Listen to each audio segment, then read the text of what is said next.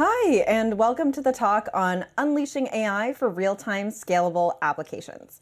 I'm Sharon Zhou. I'm the co-founder and CEO of Lamini, and we build an integrated LLM fine-tuning and inference engine for enterprises. A bit about me first. I previously was computer science faculty at Stanford, leading a research group in generative AI. I also did my PhD there in generative AI with Dr. Andrew Ng. And I teach about 1 million people online in, you guessed it, generative AI. So I love this space. I've been doing it for a long time. And something I really care about is getting this technology out into the world so that everyone can use and everyone can steer it and control it for all their different applications, for the applications that matter to them. So agenda of what we're going to talk about today. First, number one thing is, why is real-time and LLMs, why are those two concepts kind of at odds with each other in a way? Or why is it very difficult for LLMs or large language models to be able to be real-time? The next is, given that real-time angle, how do we think about latency, real-time, and cost as they relate to each other? What's the best framework to think about that? Next is, what are top considerations you should think about for these real-time applications? And finally, thinking about a framework or sharing a framework for effort versus latency, effort versus having something be real-time in the large language model space. And finally, as that relates to a fixed type of quality, as that relates to the accuracy of these models. So what are the different blockers to real-time applications using LLMs? What makes this very hard? Well, the number one thing that makes it super, super hard is that these models are enormous computations, enormous set of computations. They are very computationally expensive and heavy. When we talk about the number of parameters in these models, for example, you might have heard 100 billion parameters or 7 or 8 billion parameters in the Llama models. These are the number of different computations that are going on when you ask it even just one question. Okay, so even when you ask it, hi, what's up? It's doing all the computation on the word hi and then what's and then up. And it's just very, very expensive to get through all of that. And it's also very expensive for it to output different things. Hi, what's up? I am good. That also is very expensive for it to output. And it takes time for it to read and it takes time for it to write. And the bigger the model it is, the more computations there are. So for a 100 billion parameter model, which the original, GPT-3 ChatGPT-like models were, that is very, very expensive. So many different computations. And if, let's say, you're thinking about a real application where you're maybe not just saying, hi, what's up, you're giving it lots of information about, let's say, a user to detect whether the sign-in that they had was fraudulent or not, then that's a lot of different user data that you could just pass through into the model, right? And it needs to read all of that and then produce an answer for you. And maybe the answer you want it to write is not very succinct either. You want it to give an explanation for why it said what it said, whether it's yes or no. And so these models are just very computationally heavy, and they are unprecedentedly so, such that in this LLM era, completely new infrastructure needs to be built for it versus machine learning of the past. And I can tell you back then, even 1 million parameters was just absolutely enormous and almost unthinkable. And that was just a few years ago. The associated thing after that, the computationally heavy, lots of, different multiplications you're essentially doing with these models is the high cost of doing that. It is not cheap to do all of that computation. And it's not cheap for two different reasons. One is just running the model once is expensive, certainly more expensive than pinging a website. Even if you see, on those cost charts, it's like some, a fraction of a cent. That really adds up per token, per hi, what's up, that adds up as you add more data into the model. The next thing that's expensive is having reliable infrastructure for these models. So being able to build infrastructure that's able to handle something so computationally expensive, that's really, really hard and very complex as a software engineering problem. And to maintain such a system is also very complex as the space moves so quickly, right? New models come out all the time, new types of architectures come out all the time. How do you keep up with that? And finally, what's very difficult is scaling these for real applications in real time. Even not real time, this is actually very hard, but in real time, this is even harder to be able to deliver a response efficiently to the user.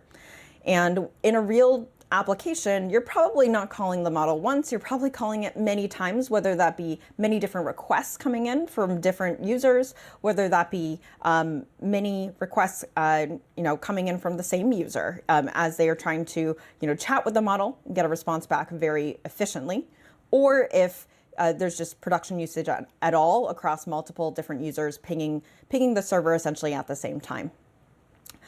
In a real application, oftentimes a user request comes in and you might be calling multiple models at the same time, right? They're tasked to do different things. And so you're calling multiple models, and that latency certainly adds up as well. I've seen model calls, like chains of these model calls, be 30 different model calls just to respond back to the user. And as you can imagine, for a demo, that's totally okay. But for a response in real time where each of those model calls takes on the order of seconds, whether that be 30 seconds or even 1 second, that adds up to, essentially 30 seconds or 900 seconds. And so this is very, very hard to scale these applications as well, even if you are able to create a very convincing demo. So how do you address this? Well, the number one thing you can do is start with a smaller model. Starting with a smaller model means fewer computations, and that is the number one thing you can do to reduce that latency. Drop the model size, think about which model you can get away with, essentially the smallest brain you can get away with, okay? And you can start with that, and you can also improve its accuracy. So usually I suggest starting with a 7 billion or 8 billion parameter model from Llama or Mistral, something small so that it can respond quickly, sometimes in the millisecond type of unit there instead of on the order of seconds. So that's a good place to start. The next thing is, this model is so expensive. How do you make sure there's nothing else adding to the latency? Well, what you can do is you can think through all the different pieces that cause the model to maybe read a ton, maybe output a ton, write a ton, all the different things around the model that you can optimize, and you'll learn about a few of those here in this talk. And then finally, how do you think at the app level? Those two things are just about the one model. How do you think at the app level when there are multiple model calls, for example? How do you think through how to use these models more intelligently there so you're not calling 30 models at a time, and you're thinking about this upfront as you plan for this real-time application as a absolute requirement for the latency that you need. And in a way, this is actually really nice to have a latency requirement already on your mind to start with. And I think folks in the space are particularly primed and particularly perched to take advantage of the fact that what latency that your application requires. So you know where to start. You know what size model to start with, essentially. You know how to think through where it needs to be real time for you to deploy an application or not, whether that is a go or no go. And I think that makes it easier. For example, GitHub Copilot from Microsoft, a very famous enterprise LLM that helps autocomplete code for developers, is a famous example where real-time was absolutely necessary for the application. Why? Because as a developer is typing, it can't take 30 seconds for it to suggest, the model to suggest what the code could be, because after 30 seconds, the developer is already writing something else, and the model has to recompute everything. So instead, it needs to be something like under 200 milliseconds or be able to suggest something like an autocomplete like interface. And in order to do that, they had to set the requirement of what that essentially millisecond number had to be for them to even ship the model at all. This was very challenging back in the day. This was one of the first, again, enterprise LLMs out there. So to say that, hey, we have this millisecond requirement, we have this latency requirement, that was very hard to pull off then. But today, what it looks like is it's much easier to pull off, and it's something that people are thinking through ahead of time for their applications by, one, dropping the model size here, optimizing everything around the model, and finally thinking about at the app level exactly what they need to optimize and exactly what do they absolutely need the model to do versus other things can take care of. And so cost was, mentioned here in association with latency. I'd like to just bring up this framework for cost and latency that I think helps people think about these models and prevents them from being surprised by where costs and latency come in. And what's really special about these models is that these are directly proportional to each other. It's not always in an application or a technology where latency and cost are so directly proportional, and it's because the smaller the model it is, the cheaper it is to run, the fewer computations you need to have, and therefore the faster it's able to respond back to you. And so this results, the blessing and curse of it is that it is doubly good, but it also can be doubly bad.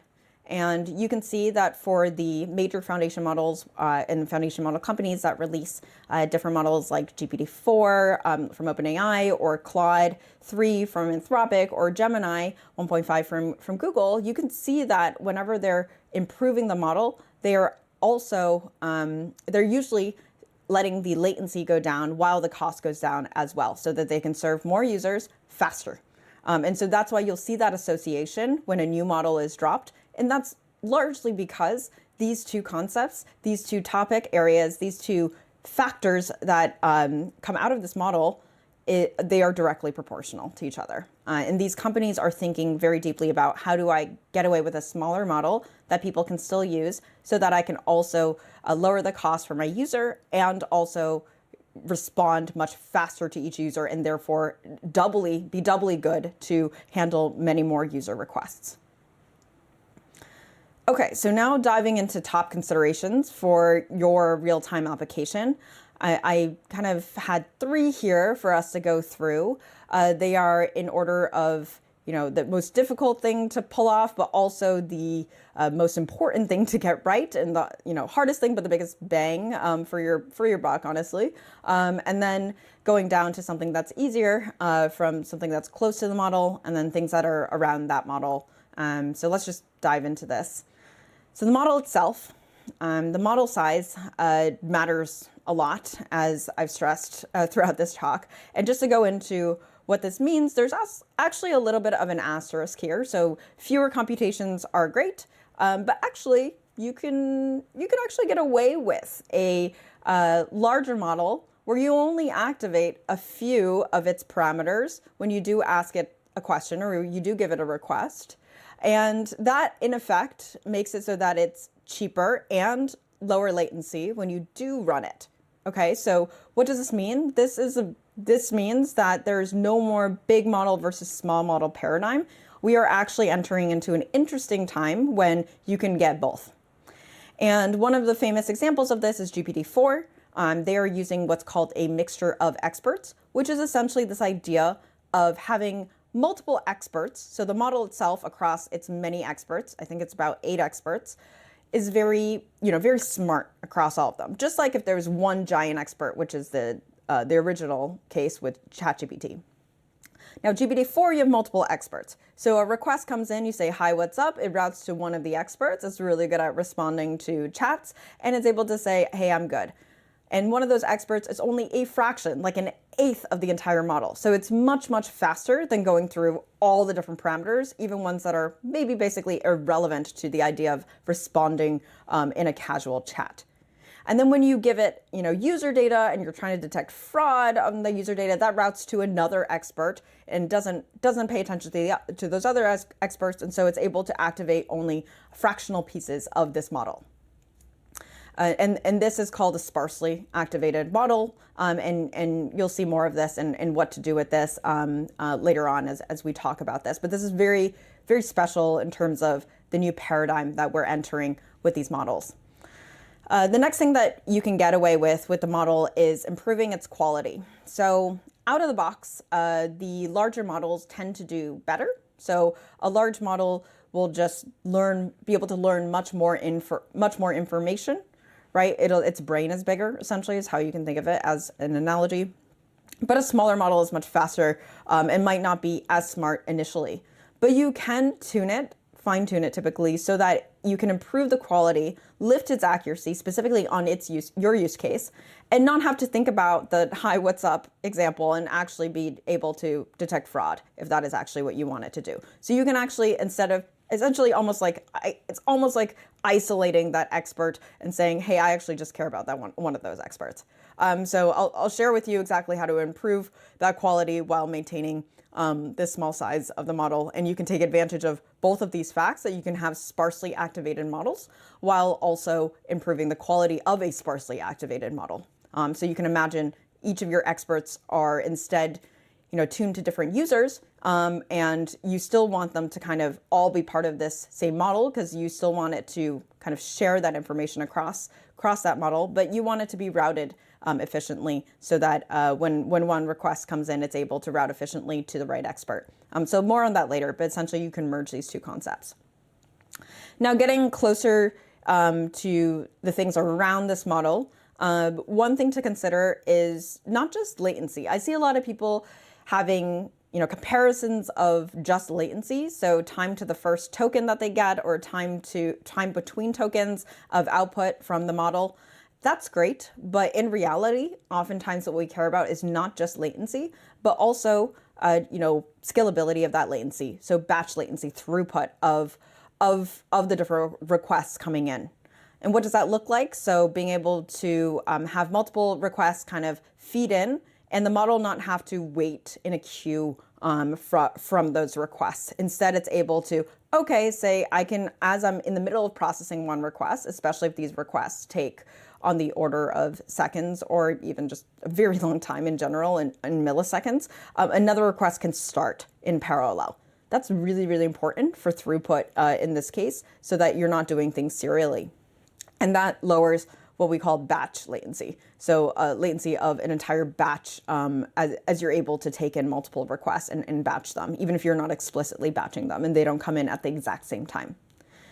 The next thing to think about is memory efficiency. So you learned that the models are very computationally expensive and heavy.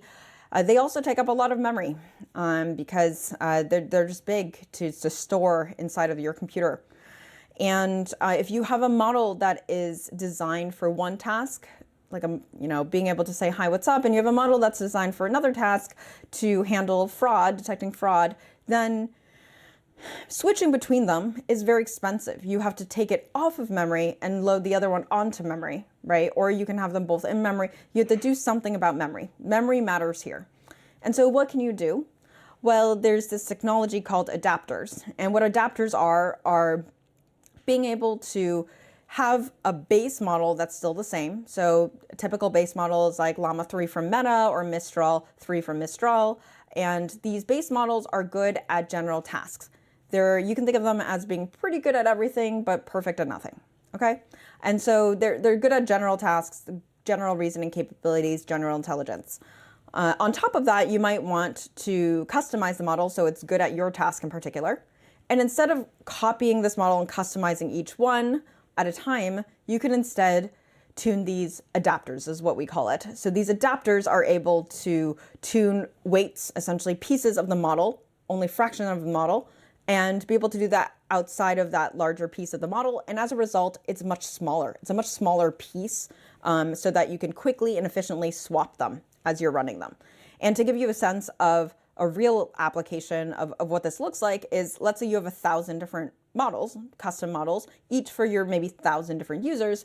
If you were to switch between them by copying this model, tuning it so that's custom, and swapping it in and out, it would take almost 3 months.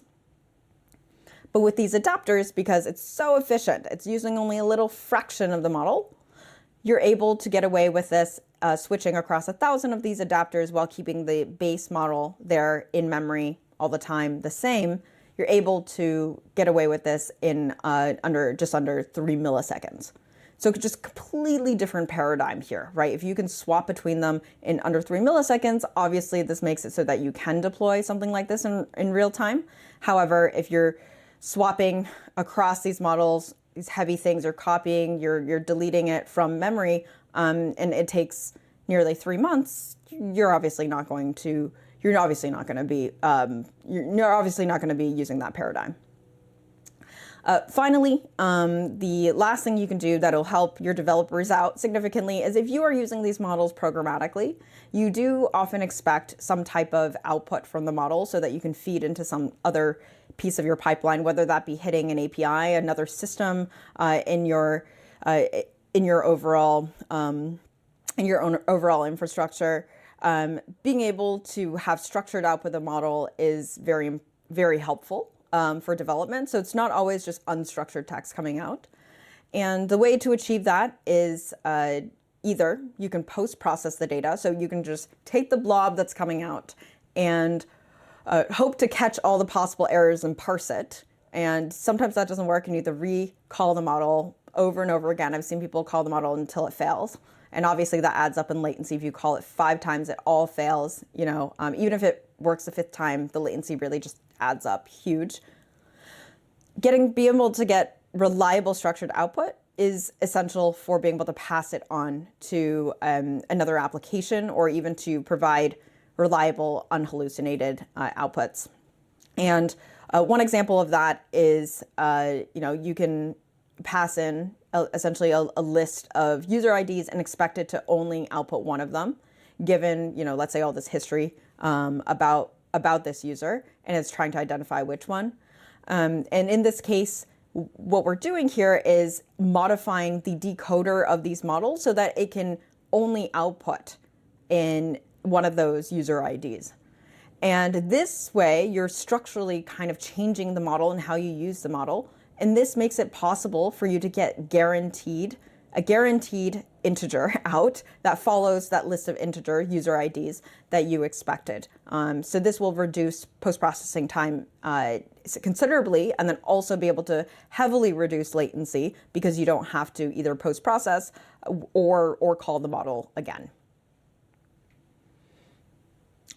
Okay, so you learned about different ways that you can lower latency of the model itself. Those are probably biggest bang for buck, the biggest pieces that you can move. Now, other considerations as you run the model, the things around the model. One is around streaming. This is what I would call as perceived latency. So when you ask the model something and you get a response, you can either get the response once it's fully done writing something, or you can get the response back streamed, meaning like after it writes essentially each word or each token. And streaming it is important for user-facing applications where you need the output to return very quickly. For example, as you're chatting with ChatGPT, you don't want it to wait for it to write everything and then respond. Otherwise, the user thinks, oh, maybe something's not happening, or the user can actually operate on the information as it's streamed back as well. So streaming is really a front-end change. It's actually not a change of the model itself. And it's something that you can easily implement because the model is already designed to stream output back out from a machine learning perspective. The next thing is around the context window or the prompt. A lot of people put in a lot of information into their prompt because they think, oh, just in case this is useful for the model to give me the right answer. Well, that's great to start off with when you're prototyping, etc. But this can actually be a detriment to your model in the long run because reading all of that context takes time as well and adds to the latency of the model. Just like, if you were reading a very long document or set of documents, that would take you time as well. And so the model's reading all of that. So thinking about how you can be very succinct in that context window is something to consider as well. And actually one thing that we'll go over later is you can improve the quality of the model by putting more facts into its brain or the weights of the model so that you don't need to stuff so much into that context window when you do want something back in real time. So that's a very key piece of it. Next is caching. Caching has been around for such a long time, right? It's so effective in many different applications. For large language models in particular, caching can be a very effective way to get a response back very quickly. If you already asked the model something, don't let it go through all those computations again. If you've partially already asked the model something, so like part of your request is the same because it's user history or something, then this could be a really good way for you to cache part of it and output output the rest and do the computations on the other half. Finally, there's chains of LLM calls. We talked about chaining 30 different LLM calls together. That can add up to latency really, really quickly. And so how do you reduce that? And sometimes it's really hard to get out of that paradigm once you've already built an application of 30 calls. And so to really think through upfront, hey, I want to minimize the number of calls. I think it can be very fun to work with these models, but to minimize that upfront is very important.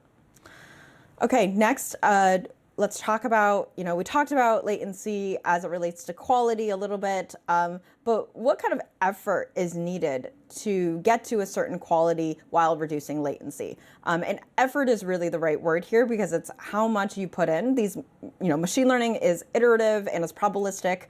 You can actually get it to your 100% or 9 nines, but the amount of effort can be very high once you get it there. So how do you think about effort? So larger models are great quality out of the box, low effort out of the box, right? Just they're great. But if you put in more effort, you can actually get a smaller model to reach the same level of accuracy as a larger model. And let's talk about what quality and effort really mean here. So one of the advanced techniques to be able to get low latency with very high quality is called memory tuning. And something that I've introduced with our team. And it's to make these LLMs very factual by changing how they are by changing their objective, by changing what they're tuned for. So not tuned to be okay at everything and perfect at nothing, instead to be, perfect at some things and okay at everything else. And the way to get away with this is similar to the idea of having these large models, but small pieces are active when you're asking it questions. So it's memorized a lot of different facts, and just like all these experts, you're able to route them through them at the right time. You're able to route to the right facts, we leverage adapters here so that it's very efficiently run in memory as well. And what kind of quality can this provide?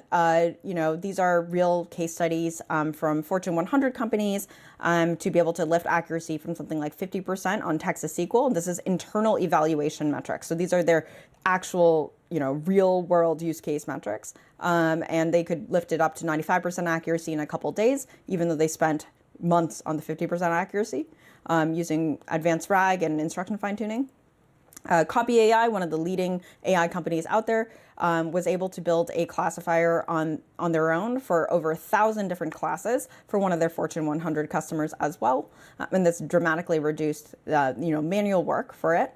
And then finally, a Fortune 500 company is also using this for their millions of internal documents where they need to get all the facts right on, these are, earnings reports, but also private documents where they need to get, the revenue number right. You can't hallucinate on the revenue number. So who is actually making these changes? Who is able to develop these applications? Well, it is developers. Developers are able to bring that data in and be able to hit these different REST APIs and Python clients. And it is actually easy for them to do this at these different companies. So a really good developer can actually pull this off today. You don't need a machine learning PhD, which is really exciting. As you can see here are some developer interfaces, the Python client, the debugging interface for different fine-tuning runs, and the speed, the less developer effort, the faster time to accuracy is what's key here.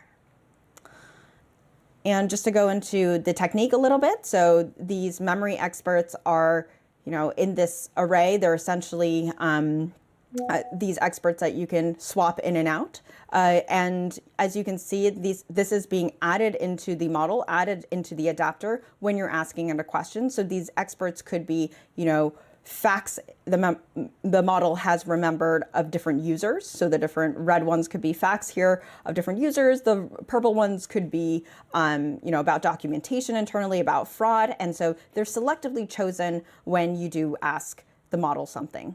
And it's done so very efficiently, and you can scale this out to millions of different facts that it can remember, or even trillions is what we've tested. And what's really exciting here is that there is a new frontier for better quality of these models while keeping the cost very low and keeping the latency very low as well. So I'm very excited to see what you build in terms of real-time applications. And I think these models we're at a time where these models are particularly useful for real-time applications and can reach the level of accuracy needed with the low latency and cost components as well. So thank you.